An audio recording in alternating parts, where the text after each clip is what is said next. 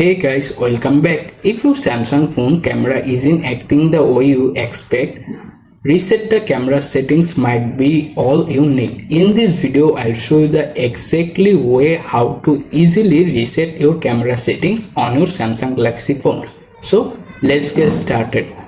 First thing first, open the camera app on your Samsung Galaxy phone.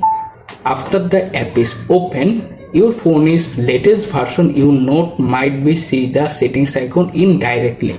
You can first of all tap on the 4 dots more icon, then click on settings.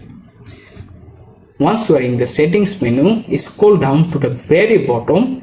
Here you can find the reset settings option. Tap on it. After that, ask for you to confirm by tapping reset again. And that's it. Automatically reset your camera settings. Thanks for watching. If you found this video help you, consider to subscribing my channel. Also like this video and share with your friend. Bye. Take care.